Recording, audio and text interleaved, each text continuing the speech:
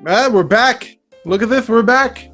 The flagship show of this entire channel is back. What do I mean by that? Well, before I got into politics and cultural issues, I was tackling the greatest thing of them all, indie comic book creators who needed a little bit of love to get their work out there so they can crush their campaign. And over the last couple years since this show started, I have interviewed close to about 50 people, and then I suddenly stopped. Now I'm getting back to it because, back by popular demand, you guys wanted more interviews. You guys wanted to come on the show. I am bringing back this show for you guys. So if you know anybody who's looking to get a little exposure, it could be you, it could be a best friend, it could be a mom, dad, little brother, let me know, because I'm looking to fill a roster, but I'm only going to be handling a few interviews every month, close to about 4 or 5. So please let me know if that is something that might entice somebody, and we can talk and get them on the show. But to celebrate this first back to normalcy, if that's what you want to say, I'm bringing to you guys the creator of Paragon Prime. His name is Ron. He did a really great job. His art looks fantastic, and I'm really looking forward to the story that he's going to be bringing you. So, as always, if you want to go ahead and support this guy, the link is in the description below. Go down there, check out what he has. It's really looking good. But without further ado, here's the creator of Paragon Prime. You guys enjoy, and I will see you soon.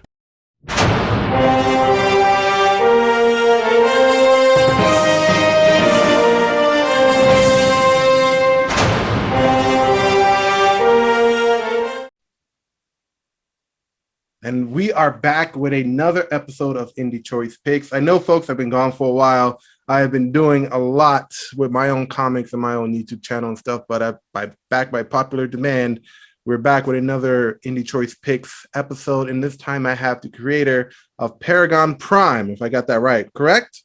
Yep, that's correct. Paragon Prime. Right. Ron Christensen, how are you doing, man? I'm doing all right. I'm doing good. This weekend has been very productive for my comic and stuff. You know, I'm getting some artwork done. I got a couple of things up in the air that's going to be really cool, and I can't wait to reveal to people. So just really great stuff. You know, I'm excited, and it's a really good time creatively for me. Right. With my comic. Now, I've been following you on Twitter for a while. I think you were probably one of the very first people that I saw who started following me. And I see your profile picture with the big guy on there. And I was always wondering, like, when are you going to start doing this comic book? So now you're doing it. How long have you been working on it? Well, technically, maybe like 5 or 6 years. Wow. Yeah. Just doing bits and pieces at a time? Well, no. I mean, I'm talking about like from development, from the idea. Okay. It's been like 5 or 6 years, yeah. Okay, so you've been pretty much trying to finalize the script, get everything together before you actually started drawing it and getting it together. Yeah, I was starting to hire an artist and stuff. I mean, I went through quite a nightmare trying to find the right artist. I mean, that was probably the most stressful thing. Trying to find the right artist was a nightmare. But I finally, got lucky with Facundo. And he's like incredible. He's such an amazing artist. He's so easy to work with. Right. And he captured the right style that I wanted, So that was he's been a blessing. He's a really amazing artist. Now, your story, do you do any of the artwork, or are you just solely the writer? No. I'm just the writer creator. Okay. All the artwork is done by Facundo. Okay, so it's two of you. You're the writer, and then you have your artist who does the drafting, penciling, inking, colors, and lettering. Yes, all of that. I the only thing I have to hire out is the lettering. Okay. So you hire that out separately to someone else. Who is your letterer? Darn it. I forgot his name on Twitter. Hold on, let me see if I can find him real quick. Wait, where is he? He's not the guy that everybody else uses.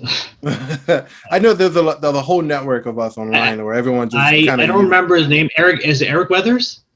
Eric Weathers. That I don't know. I don't know anybody by their actual name on Twitter. I just know them by their handle. Yeah. So. Eric Weathers is the letter that does all the CG, all the indie books that are, on Indiegogo and stuff. He does like all of them. So right. Point Man C. His handle on Twitter, the guy that is going to be is going to be doing the lettering for me. Fantastic. So Well, I'm digging he's the really art. good. Uh-huh. He's really good, and he's affordable, and he's does good work. So Cool. I'm digging your art that you sent me. It's a lot of classic comic book colors to it. Now, when you say you were coming up with the idea and how your colors he nailed the kind of style you were looking for. Tell us a little bit about that. Like there's a lot of styles out there that people look for in comic books. You have this classic comic book style, and you have a manga style. Yeah. I mean, one of the biggest influence for this comic, for the character in general, was Superman the animated series, right? Okay. That was the biggest influence. Originally, I had thought about making Paragon Prime into an animated project, but that's really, really hard to do. Yeah, I have to do all of us. I don't have the resources or the connections to make that happen. Right. So you know what? This is probably doable as a comic book, right? So I decided to do that, and I want to maintain that animated series look, right? The style, right? And that's the style that I told my artist that I wanted, and he nailed it. So. Okay, now how many books is this going to be? Is it episodic issues, or is it going to be one graphic novel? I mean, I hope it'll I would love this to be like an ongoing. That would be like the best thing ever. Right now I'm working on a mini comic, and that's going to be I'm raising money for that on Gofundme right now for this mini comic because I have this really cool story. This really cool mini story that tells a lot about the character and the world in a nice bite size, like people, this is to get people excited about the character and the world and stuff like that. Mm-hmm. So, and then I'm hoping to get, like an ongoing thing. Maybe I have a couple of things up in the air with investors that might want to invest in my idea so that I can finance, multiple issues of this. Sure. Hey, so every indie comics dream is to pretty much be able to do this for a living, just kind of say bye-bye to the 9 to 5, be able to work from home, do what you need to do, and get a whole crowd of audience. Mm-hmm. Yeah, that would be amazing. I would love to just do this as my job. Right. Just write comics. Yeah. I mean, the grind is tough too, because I know a lot of people just like Gilly who works full-time, have a kid, and then he still finds the time to make these comics that he does. And his work is just fantastic. I love phenomenal, bro. I've been lucky enough for him to tell me about so many things that so many other people don't know about. Because he's a good buddy of mine, so I know. Like, I'm so excited to finally get my hands on Galactic Road to Mayhem. Right, and he's another one who did his campaign and crushed it. I forgot what his first book was. I think it was Lair, and then there was a second one. Under the Flesh. No, I think it was Pistoletta. I want to say it was Pistoletta. Yeah, so that one and then Lair. Those are the first two that he did. And then he did Under the Flesh, and then he did Grum, and then he did the Deep Dark, which is the horror one that he did. Right. But yeah, he hustles. He's amazing. He works hard. He does a really great job. But tell us about Paragon Prime. What is your story about? Who are the characters? What's the main conflict that we're going to be reading about when this thing comes out? Well, Paragon Prime is essentially your classic iconic superhero, right? And I've seen a lot of what the big companies are doing, what DC and Marvel are doing, and I've been very disappointed with their treatment of Superman and Captain America and all these great iconic aspirational heroes, right? Oh yeah. Mm-hmm. And it's been getting worse and worse and worse and worse. And I just I complained a lot, and then just like, you know what? I gotta do something about this. I gotta be the change that I want to see, right? Exactly. So I decided to just stick to it and just create my own character and make it into a comic book. And I want to harken back to the golden age of superhero comics, Mm-hmm. biggest influence. Superman and Captain America are huge influences on the character. But I just want to tell a hopeful, uplifting, story about a superhero, like a Right. truly heroic, selfless superhero, I and got you. that's the main driving force behind this idea. Okay, so what's your story about? I'm curious. You got all this nice artwork. You got fantastic character art and designs. Yeah. What do you got to give to us Well, readers? so the story is about Duncan Dobbs. That's his real name, Hmm. right? And he's a scientist inventor. Well, he moonlights as a scientist. He's actually a high school science teacher. And he creates this energy source called prime particles, right? Hmm. This clean energy source called prime particles, and there are people who want it to use it for evil things, right? So through a series of events, there's an accident that happens, and he gets infused with these prime particles, and that's how he gains his powers. And what are his powers? What can he do? Well, he's got super strength. He's got enhanced abilities. Enhanced intellect, enhanced reflexes. He's like Captain America mixed with Spider-Man levels of super strength. Right. He's also a genius inventor. He created these gauntlets that allow him to harness the prime particles, and he can project shields and force fields and surround his fist with like prime particle energy, stuff like that. Sounds like fun. Now, Yeah. I know the whole, a lot of people, they say that the whole accident in the lab is a cliche kind of origin Yeah. story for here. I know a lot of people that do that. Um, but I counter with, okay, well, where are you going with this story, right? So many people, superheroes that we know today got their powers in a lab accident, the Flash and other people who've done that. And it kind of The interesting. Hulk also in a way. Hulk, yeah, those kind of things. And it's interesting to me. Okay, well, we know this whole cliche superhero origin. The difference for a lot of people is like, okay, where do you plan on going with this character? What are their powers? What can they do? Is the story going to be similar to what we've already seen, or is it different? So, based on what you told me about your character and your story, he's a high school science teacher. That's Mhm. pretty cool, right? He ends up, becoming a superhero, getting these prime particles, having these powers. Does he continue being a school teacher after he gets his powers? And if so, do you kind of play around with the dynamic of him trying to hide his identity from his students, or how does that work out? Well, the thing is, though, I'm not planning on that because he changes physically. Right. Like, it's not just like Clark Kent deal or something like that. Are we saying like physically, like he was a scrawny weakling kind of guy, and then he got buffed up with the Yeah, prime particles, and yeah, he's like, yeah, yeah. So he can't really go back. Oh, it's just I'm the same guy. No, it doesn't work like that. But yeah, so sort of like a Steve Rogers kind of thing. Like okay. reverse, because I'm gonna have him be like a fat guy, and then he. Oh, so he was like one of those fat, overweight teachers in high school that like to give pop quizzes for no reason. Yeah. Yeah. All right, No, and but then he was an amazing teacher, and students love him. He's an awesome teacher, science teacher, and stuff like that. so So does the question from his students ever come up? What happened to him? Like, is he pronounced dead or presumed dead after this experiment happens? Like, what's the deal? What's the aftermath for his kids? well, right now I'm toying around the idea of like just him disappearing and stuff. Sure. You know, because the story for his origin takes place right before summer vacation.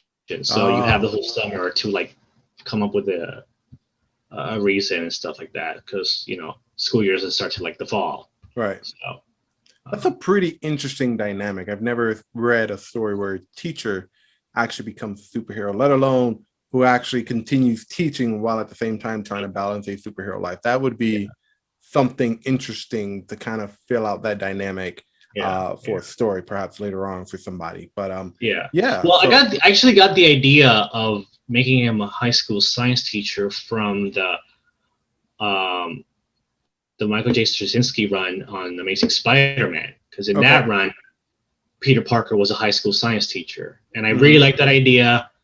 I love Peter Parker as a science teacher, so I kind of took that and kind of like, well, I'm gonna use that idea for my character. Yeah, and it's yeah. neat too because I never thought about doing that. I know there's a lot of people who write superhero comics, whether it's more modern, whether it's more futuristic or not. I've never had a story interest me like that with that kind of dynamic. You know, a high school teacher, you know, he's trying to teach, he's trying to enrich a whole new generation of kids while at the same time doubling as a superhero. And, you know, what do you do if something's going down during class time? Do you, you know, speed out, got to go to the bathroom, be right back, or do you let it happen? You know, it's a lot of fun stuff you can do with that kind of dynamic. You know what I mean? Yeah, I'm actually toy around with the idea of having giving him a holo disguise, where like the hologram that kind of makes him appear like this fat version or whatever. Right. That might be kind of cool. I mean, that'd be interesting too. And he comes back to school and people are asking him where he's been, and I'm like, I've been here the whole time. He just couldn't see me because I look different technically, you know, quote unquote. So what's he fighting? What's his conflict? I saw you sent me artwork of I'm assuming someone who's a villain. He has a ray gun and the design. Yeah, well that's gonna be the villain for the mini comic, right? Okay. Now the character is called Power Surge, and he's essentially, I guess if I had to compare him, he's like Electro meets Captain Cold, right? Okay. So he's not really a super villain. He's more like a super criminal, right? Mm-hmm. I guess not like Flint Marko, Sandman, that kind of thing, where he's just greedy, right? He just wants money. So the storyline for the mini comic that I'm gonna be that I'm trying to do right now is he breaks into a museum to steal the power suit of a Golden Age supervillain. Oh, okay. Right? This Golden Age supervillain was called Dr. Electro, and Dr. Electro was one of the enemies of a Golden Age hero, Major Might, that operated in the 40s, 50s, and the 60s.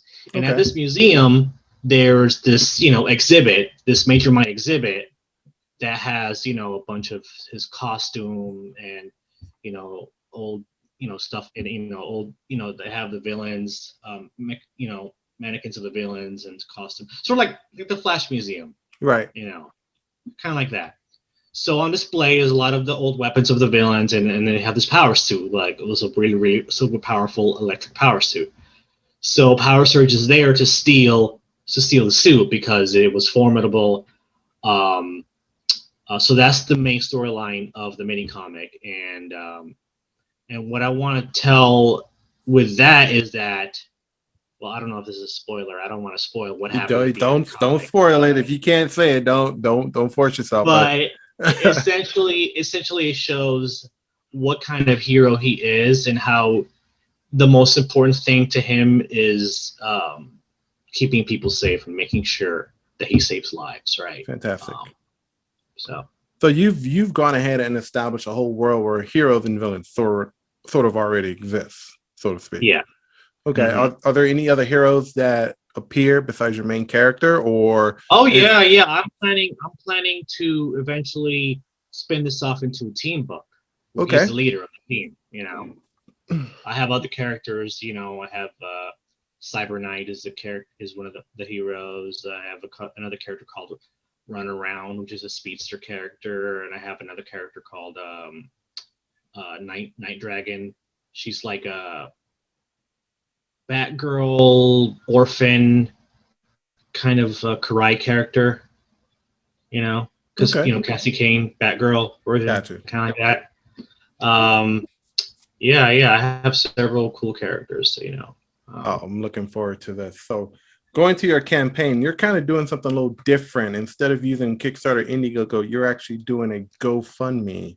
Yeah, I actually got that idea from a buddy of mine, Claylax. He's doing the Clayman comic. Okay, yeah, I think I had him on my show before. Yeah, it's been a while. I think I might have. I got the idea from him. I want to do this with a mini comic, and then once I have that done, I might go to Indiegogo for another campaign. Okay, so what's the logic behind doing GoFundMe versus Indiegogo or Kickstarter first? Um, well, I don't think as though this is gonna be only a digital Oh, okay. for right now, and I don't I can't justify doing Indiegogo for a digital only comic. Okay. I've watched a lot of videos on YouTube of different reviews of different campaigns, and one of the major things that annoys a lot of people is digital only tiers Mm, in campaigns, right? right. This is a guy I watch, and there's a lot of reviews of different Indiegogo campaigns, and one of the things that annoys him the most is digital only tiers and campaigns, right? He Mm-hmm.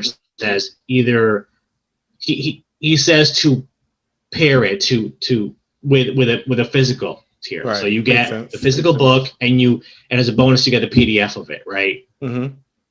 So since this mini comic is only going to be a digital thing, I don't feel right about doing a big Indiegogo campaign for it. So that's why I decided to go to GoFundMe. Okay. So your Yeah. goal on GoFundMe is $1,000. Mm-hmm. And then you're gonna pay your artists, you're gonna obviously pay yourself, and then if it's successful, so to speak, let's say that you don't hit your goal of that $1,000, are you still going to produce that digital comic? Are you going to try the campaign again, or are you just simply going to just do it based on whatever you make out of that goal? I have several options right now. It's not the end of the world. If I have to finance it myself, I will. Mm-hmm. It's gonna be super tight, but if I have to, I have to. Right. Um, and I'm willing to do that. I'm willing You to make gotta do what you gotta sacrifices. do. So, Yeah. guys, if you want to support Paragon Prime, you guys can look in the description below. The link is there. Go throw them a couple bucks. There's no tiers or anything like that for this, correct? So, what would be like sort of the minimum amount that people can give in order to receive a copy? Well, the thing is though, any amount really. Like Yep. you can give $5, and that's good. Works. I know a lot of people who are like works for me. $5 free digital. I wouldn't say free digital, but you do get your digital copy of the book. And how many pages is this book going to be? I'm looking at 12 pages for now. Mm-hmm. Yeah. And the overall story of these 12-page miniseries is basically how this high school science teacher got his powers and what he plans No, no, on. no, no. Well, the mini comic is about the Power Surge museum heist thing. Oh, okay. So it's sort of Yeah. like an intro to bigger and better things that you're trying to do going forward. Yeah. Okay. Yeah. So what are your plans for the future regarding this book? You smashed your campaign. Well, the future right now, after this, I want to do like a full 24-page issue. Okay. And then after that, I want to do like a graphic novel that tells his origin story. Okay. Yeah. So you got your campaign for the mini that kind of brings people into your world. From there, you want to go ahead and do a actual issue 1, 24-page standard comic book, and then you want to do a graphic novel that kind of sort of builds on those stepping stones that you've already done. Yes. Yes. Fantastic. Yeah. And I have a whole rogues gallery of villains and supporting characters, like so much. You know what you should do? You should talk to Gilly and do like a little crossover with his Galactic Rodents. Yeah, we've discussed that. We've discussed the crossover stuff for sure. See, that would be fun. Yeah, that would be fun. That would be fun. Yeah, yeah. I'm sure there's a way we can make it work. Gilly's an amazing, incredible writer. So yeah, he comes up with the one-off like shots that he does. He's never like, I don't know if he's ever done a series or anything, but he just comes up with the ideas, does it, and then moves on to something else. So, well, no, from what I understand, he's gonna be sticking with Galactic Roads to Mayhem for a while. He's planning to do 2, maybe 3 more volumes of Grom after this. So he's sticking with this idea for the time being. Okay, well, I got to get my hands on that Galactic Rodents. If you get in touch with him, tell him that I wasn't able to get to his Galactic Rodents and Mayhem campaign, but if he has a place where I can purchase his first volume. Well, I mean, you could go. I mean, you can check your local comic book store because the first issue was released through Scout Comics to stores, to comic book Really? stores. So he Yeah. got published, and they're Mm-hmm. wow. Congratulations Yeah. for him. I might need Mm-hmm. to get him back on the show and pick his brain Yeah. for sure.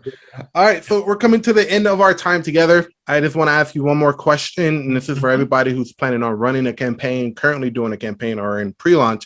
What is the one piece of advice you can give people to run a successful campaign? You got about a minute. Go. Make sure you have all your eggs in a row. I mean, your ducks in a row. Just make sure your idea is solid before you know do anything. You know, and also get an editor. Get an editor. Just I can't say it enough. Get yourself an editor. They're so important. So many creators out there don't see the importance of an editor. You gotta have an editor. I mean, I've noticed that I've done that twice where I've like said I don't need an editor. My wife is really good at editing stuff like that. So I usually go to her and she'll say, "You said this twice. You probably need to reword it here, or you should take one of these out, reword it differently and stuff like that." So it's very important because you can have the greatest art in the world, you can have the greatest cover art in the world, but if the story doesn't flow correctly, Yeah. then it's just gonna fall apart. I mean, well, you know what? Real quick to mention, I actually did a review of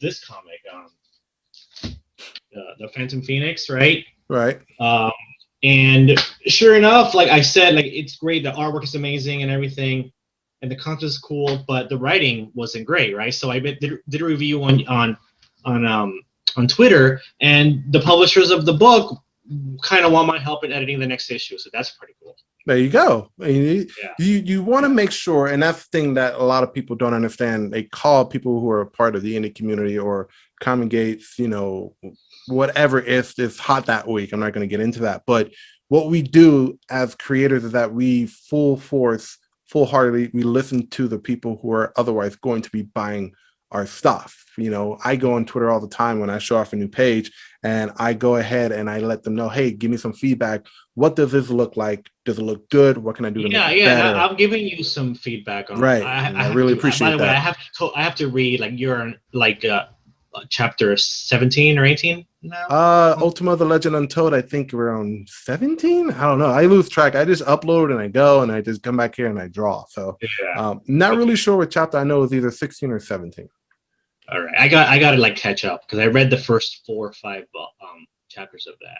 And I'm just gonna be that guy right now. I know we're getting close to the end. Maybe you can, we can, you, me, and Gilly can do a live stream or something where we can get into a little bit Yes, more. That'll be totally. fun. Yeah, I'm gonna talk to Gilly. That could be a lot of fun. Yeah, Yeah, for sure. let me know. But I really want to know what you think. What you think of the story based on what you've read so far. Let me have it. Mhm. The good, the bad, the ugly. No, Go. I think it's really good. I think the story and the world building is the strongest.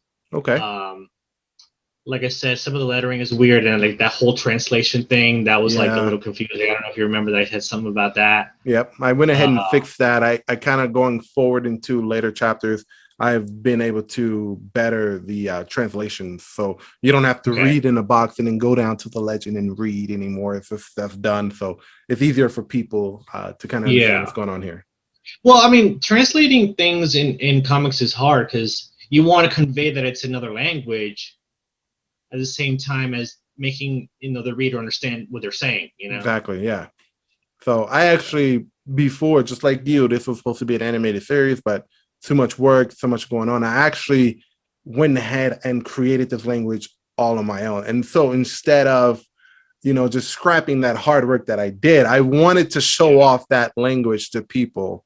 So Got people it. can be Got like, it. wow, Got it. this is isn't English, this isn't Spanish, this isn't something else, this is something completely new and different. So that's why initially in my head I thought that. I was like, okay, so I'll put the language in the words first in here and then have a translation legend down on the bottom of the page and we'll go from there. And then I was reading it, it felt fine to me because I did it, but then you know, not just you, but other people, they said, love the story, love the world building. Translations, you got to work on that.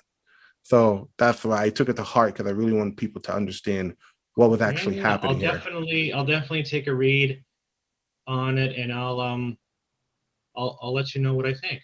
Great, man. I really do appreciate it. And I want to come on your show, you and Gilly. So, Yeah, let me you know know on what? We're Twitter. gonna have you on our show. We're gonna have you on our show.